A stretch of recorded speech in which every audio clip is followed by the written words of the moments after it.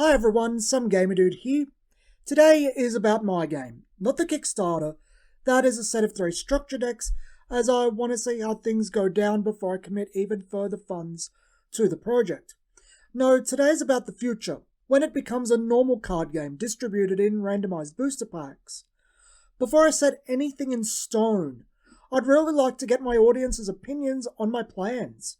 Bounce things off of all of you, get an idea of what kind of reception I'm in store for, and most of all, address any issues you, as the potential end user, might have with the product. But let's take a step back before I get there. Everything on my end is going very well. All 3 characters for set 0, the structure decks, and set 1 are designed. We've started on the actual cards, and I think things are looking pretty good. I ended up adjusting my frame to better match the art style, so it feels cohesive in tone. At some point I may show off the original frame. At the moment I'm just doing some final tests to future-proof the designs and finishing up some assorted components of the game like rule sheets. It looks like everything will be set for a proper announcement in early 2022, probably February after everyone recovers from Christmas. A big goal of mine since the start has been affordability. I don't want people locked out or to feel resentment because of the cost in just playing. I want relative ease in getting decks together and playing the game with whatever you want. So you might be saying, why not an expandable card game?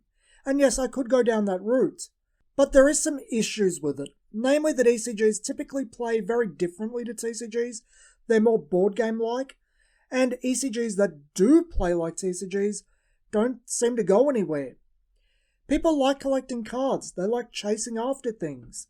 People like opening boosters and pulling that cool special card. I've talked about this before a long time ago, but it is the truth. The booster pack or starter deck is also less of an investment than a box of decks to just try the game out. It's easier to justify the purchase. The TCG format, for all its issues, it has more mass appeal. ECGs are more of a hobbyist product. So I've thought for a few years now about taking the best aspects of the TCG and ECG distribution models and cramming them into one package. This can be summed up with one phrase: every card at every rarity. I want to take a lot of the concepts we have floating around now to their logical conclusions. Variants, full arts, pattern foils, rarity bumping, all of it. This has been the plan for most of the life of the project.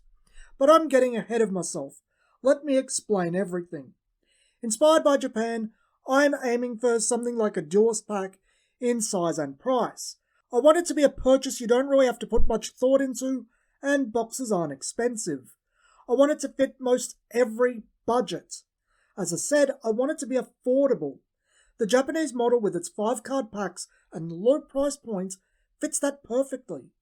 The game will use 3 rarity tiers at roughly the equivalent of common, rare, and ultra rare. As everything is at every rarity, with approximately 2 boxes, you should get a playset of everything at common.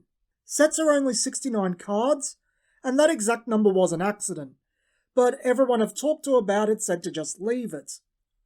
The common rarity is full frame and uses reminder text. Now, the purpose of the common card is to get cards into your hand, but has to also gently nudge you into rarity bumping your deck.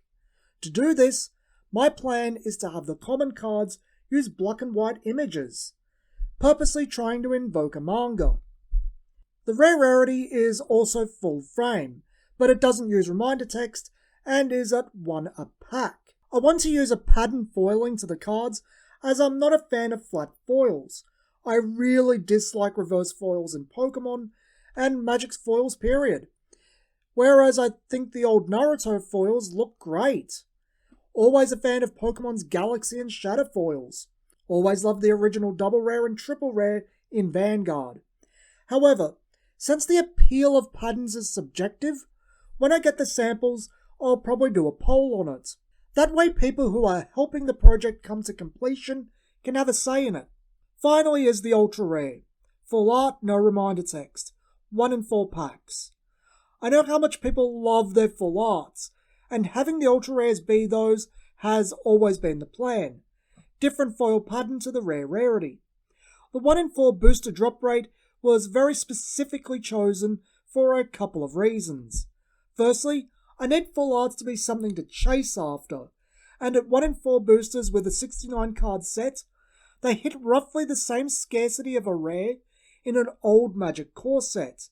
Those had about double the amount of rare cards and were double the price, so getting the ultra rares at 4 times the scarcity should roughly approximate that.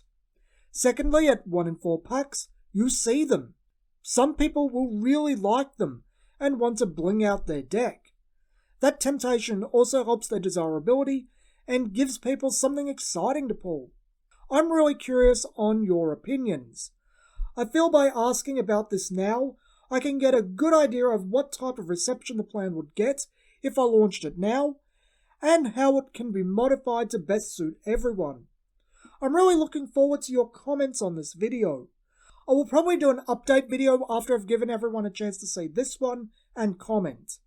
I have some expectations of the comments. We'll see if I'm right.